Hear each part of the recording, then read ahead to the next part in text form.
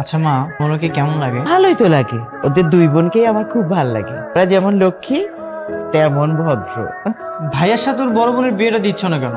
দুজনেরই তো বিয়ের বয়সটা পার হয়ে যাচ্ছে। তো পারলে আজই দিয়ে দি, আমার তো এখনই বউ দরকার। তোর ভাই কি তা বোঝে?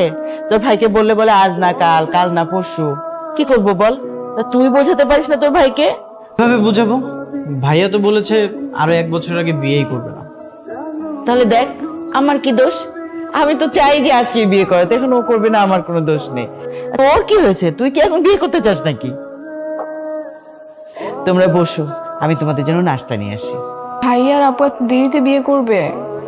ওদের আগে তো মনে হয় আমাদের বিয়েটাই হয়ে যাবে। আচ্ছা, কাল তো ভ্যালেন্টাইন ডে, বের হবে নাকি? না, কালকে বের হলে না আপু সন্দেহ করবে।